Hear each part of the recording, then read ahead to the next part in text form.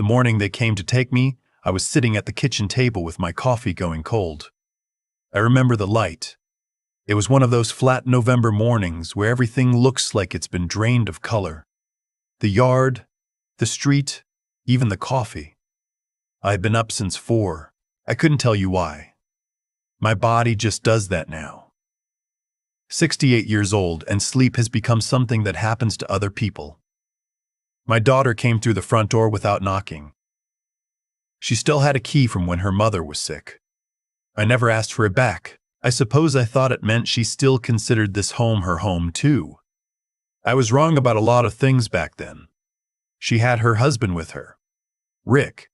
He was carrying a small duffel bag, which I thought was strange because they lived 40 minutes away and we hadn't planned any trip. He set it on the floor near the door and didn't look at me directly. That should have been the first thing I noticed. "Morning, Dad," my daughter said. Gwen, my only child. She kissed me on the cheek and went straight to the coffee maker like she owned the place. "You doing okay? You sleep all right?" I told her I slept fine. I don't know why I lied. Force of habit, maybe. Men of my generation. We grew up not admitting when something was wrong. You said fine. You said can't complain. You kept the real answer to yourself and hoped the question went away. She set a mug down in front of me, steam rising. Then she sat across from me at the table where her mother used to sit. And she folded her hands together the way she does when she's about to say something she's been rehearsing. "Dad, we've been worried about you." I looked at Rick. He was leaning against the counter, arms crossed, still not looking at me. "Worried how?" I asked. What followed was 15 minutes of the most carefully constructed concern I've ever heard in my life. She talked about the incident in March. I had left the stove on once, and she had come by and smelled it from the driveway. She talked about the time I called her by her mother's name.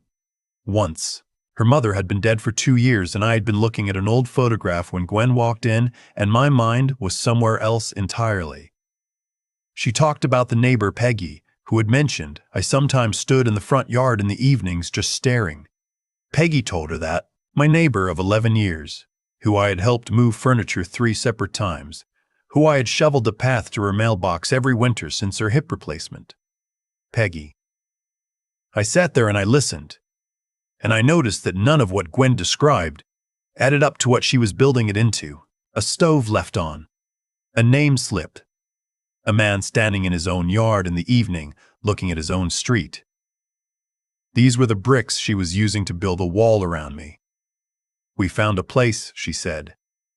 "It's not, Dad, it's not a nursing home. It's a residential care community. Independent living. You'd have your own apartment, your own schedule. But there'd be people around, medical staff if you need them. Activities." "I don't need activities," I said. "Dad, I'm 68 years old, Gwen. I drove here to this house for 40 years. I built the deck out back with my own hands. I maintain this property. I do my own taxes. I'm not... Dr. Holt thinks it would be good for you." That stopped me. Dr. Holt was my physician. Had been for 6 years. Quiet man, thorough, always ran 15 minutes behind schedule. I liked him. Trusted him. "You talked to Dr. Holt?" I asked. "About me? Without me there?" She looked at Rick again. Something passed between them. "We've all been talking," she said carefully. "As a family. Because we love you. I want to be very honest with you about what I felt in that moment. It wasn't anger. Not yet. It was something closer to the feeling you get when you're driving in fog and you realize the road has curved and you don't know by how much. A slow, cold uncertainty. Like the ground was still there but you weren't sure it would hold. I told them I would think about it. They left the duffel bag. That night, I sat in the living room in the dark for a long time. The house made its usual sounds. The furnace cycling on. The tick of the hallway clock. The branch outside the bedroom window that scrapes the gutter when the wind comes from the east. I had lived with those sounds for 31 years. My wife and I had moved in when Gwen was 3 years old. There were handprints somewhere behind the refrigerator that we never painted over because Gwen had pressed her small 4-year-old palms into the wet paint by accident, and we had laughed so hard we cried. This house was not just a house. I got up and went to the kitchen and opened the cabinet above the refrigerator. That's where Gwen had put my medication 3 months ago, after she started coming by on Sundays to help me get organized. There were 2 bottles. One was a blood pressure medication I had been on for years. The other was newer, smaller label. Dr. Holt had prescribed it in September, after an appointment I barely remembered scheduling. Something for anxiety, he'd said, to help with the adjustment of living alone. I picked up the smaller bottle and read the label. Then I went to my computer and looked up the name of the medication. I sat there for a long time reading. The drug was used for anxiety, yes, but it was also, and this was buried in the 3rd paragraph of the pharmacology overview, commonly prescribed in early-stage dementia cases to manage agitation, and at higher doses, it could cause confusion, short-term memory disruption, and difficulty concentrating. I counted the pills remaining in the bottle against the number of refills marked on the label. I had been taking it for 11 weeks. The number of pills remaining did not match 11 weeks of the prescribed dosage. There were far fewer than there should have been. Someone had been giving me more than the prescription said. I put the bottle back exactly where it had been. I turned off the kitchen light. I went back to the living room and I sat down again in the dark. And this time I stayed there until morning, and I did not sleep, and I did not take the pill I was supposed to take before bed. For the first time in 11 weeks, I woke up feeling like myself. I need to tell you something about my wife's family because it matters to what comes next. My wife, God rest her, came from money. Not enormous wealth, but the quiet, accumulated kind. Her father had owned 3 commercial properties in the city. When he died, she inherited them outright. When she died, they passed to me, held in a trust we had set up together 20 years ago, with Gwen as eventual beneficiary. The properties were worth, at last assessment, somewhere between $1.2 and $1.4 million. I had not thought much about this in the 2 years since my wife passed. Grief does that. It narrows your field of vision down to the immediate. Getting through the morning. Getting through the week. I had not been paying close attention to the trust documents, to the property management, to any of it. I began paying attention now. I called a man I had worked with years ago, before I retired, a man named Gus, who had gone into real estate law. I called him from a payphone at the gas station 2 blocks from my house because I had begun to wonder about my own phone.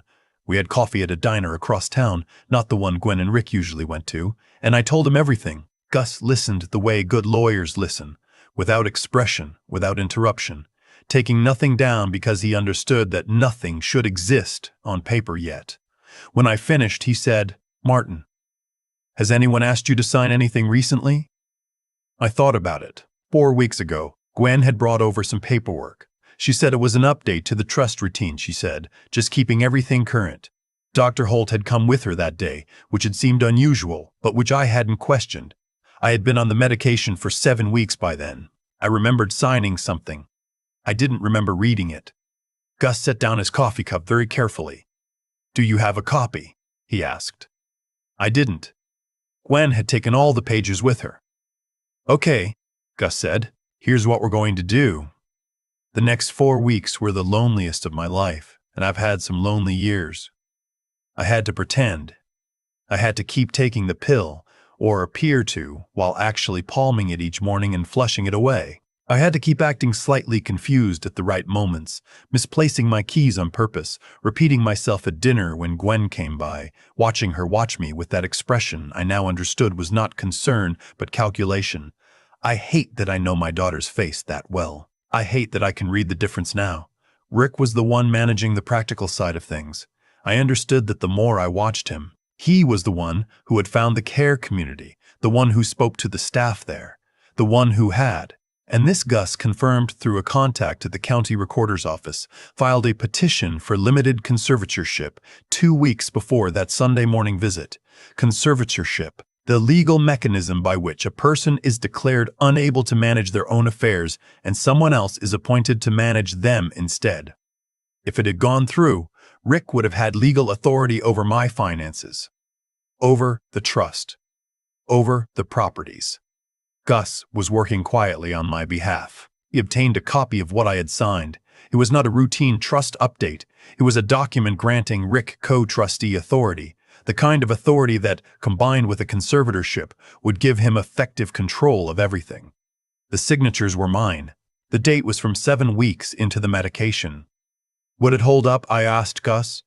Not if we can show cognitive impairment was chemically induced, he said. Not if we can show the dosage was manipulated. We needed the prescription records. We needed Dr. Holt. I had a regular appointment with Dr. Holt on a Tuesday in December.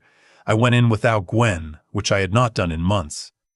She had been accompanying me to every appointment, and I now understood why. I sat in the examination room and I waited for him to come in, and when he did, I looked at him for a long moment before I said anything. He was a careful man, methodical, but he was not, I decided, a wicked one. There's a difference. I haven't been taking the medication, I told him. Not for 5 weeks, and I need you to tell me the truth about what it is and why the dosage in the bottle didn't match the prescription. He went very still. I'm not recording this conversation, I said. I'm not threatening you. I'm an old man sitting in your office asking you to be honest with me, and I need you to understand that either you're honest with me now or the next conversation happens with lawyers present and recorded. The silence lasted a long time. The heating vent above us clicked and hummed. What Dr. Terfor Holt told me, in halting, careful sentences, was this: he had been approached by Gwen 8 months ago, shortly after my wife's estate had been fully settled. She had expressed concern about my mental state. She had been persuasive, and she had brought documentation, a list of incidents, some real, some that I did not recognize. He had prescribed the medication in good faith initially, but he had also, at a follow-up meeting with Gwen alone, agreed to a dosage adjustment. He had not seen me for that adjustment. He had written the prescription at her request. He was not a wicked man. He was a weak one. There's a difference, but the outcome can look the same. He provided Gus with a full written statement the following week. It cost him his professional relationship with my daughter and, eventually, a complaint filed with the medical board. I did not ask for that outcome. It happened because it needed to. 3 days before Christmas, my daughter called to ask when I was going to look at the care community. She had scheduled a tour for the 27th. She said it in the tone she had been using for months. Patient, gentle, the tone you use with someone you've already decided can't take care of themselves. I'll be there, I told her. On December 23rd, Gus filed a motion in civil court to void the co-trustee document I had signed on grounds of undue influence and chemically impaired cognition. He simultaneously filed a petition contesting the conservatorship application, with Dr. Holt's statement attached. On December 24th, I changed the locks on the house. I contacted the property management company that handled the 3 commercial buildings and formally notified them that Rick had no authority over any trust asset. I also called Peggy next door. Good old Peggy, who had told my daughter I stood in the yard staring, and I invited her over for coffee and I explained everything. She cried. She said she hadn't known what they were using it for. I believed her. On the morning of December 27th, Gwen and Rick arrived at the address of the care community for our scheduled tour. I was not there. I was at my kitchen table, drinking my coffee hot for once, watching the snow come down on the yard my wife had planted, on the deck I had built with my own hands. In the house where my daughter's handprints are still behind the refrigerator, my phone showed 3 missed calls from Gwen. Then 4, then 6. I let it ring. In January, I received the court's ruling. The co-trustee document was voided. The conservatorship petition was dismissed. Rick and Gwen's attorney filed the counter-motion, but Gus had done good work. The evidence was clean. The records were clear. I haven't spoken to my daughter since December 26th, the day she found out what Gus had filed. She called me that evening, and for the first time in as long as I can remember, she wasn't performing concern. She was just angry, raw, unguarded, furious anger, the kind that only comes out when someone realizes the plan has failed. That was the most honest conversation we'd had in 2 years. I told her I loved her. I told her I understood that grief does strange things to people, that I didn't know how much of this was desperation and how much was greed, and maybe she didn't know either. I told her I hoped she figured that out. Then I said goodbye and I hung up. People ask me, neighbors, old colleagues, Gus over coffee, they ask me if I'm angry, if I'm bitter. And I have to think about that question honestly because the easy answer is no, and the honest answer is more complicated than that. I am angry that I trusted a doctor who betrayed that trust because a woman walked into his office with a list of incidents and a convincing story. I am angry that a man I had never truly liked was an inch away from controlling everything my wife and I built together over 40 years of early mornings and careful decisions, and love that was real and daily and unspectacular in the best way. I am angry that my daughter looked at what her mother left and saw something to take rather than something to honor. But I am not destroyed by it. That's the thing they didn't count on. They looked at 68 years old and they saw fragile. They saw a man who had lost his wife, who lived alone, who stood in his yard in the evenings looking at the street. They saw someone who could be managed. They forgot that a man who built a deck with his own hands knows what solid ground feels like. They forgot that a man who shared a life with someone for 41 years knows the difference between real concern and performed concern. They forgot that just because someone is quiet doesn't mean he isn't watching. I take no medication now, except the blood pressure pill I've been on for years, the one I actually need. Every morning I make my coffee and I drink it hot. Every evening I stand in the front yard if I want to, looking at my street, my yard, the house that is still mine. Last week I had Gus over for dinner, and we sat on the deck I built, and we watched the sun go down. And he said, "You know, most people in your situation wouldn't have caught it in time." I thought about that for a while. "I almost didn't," I said. And that's the truth. If I had taken that pill on the night I found the bottle and started counting, if I had just swallowed it down like I had every other night for 11 weeks, I would have woken up the next morning a little slower, a little foggier. I would have sat across from my daughter at that kitchen table and heard her careful words and believed her careful concern and signed whatever they put in front of me next. One night, one choice not to swallow a pill. That's how close it was. So if you're watching this and you have someone in your life, a parent, an uncle, a neighbor who lives alone, and people are suddenly very concerned about their memory, very eager to help manage their affairs, very quick to involve doctors and lawyers and care facilities, pay attention, not because families can't be loving, not because concern can't be real, but because sometimes love is the costume and the motive is something else entirely. And sometimes the person you're most worried about is the only one in the room who's still thinking clearly. Where are you watching from today?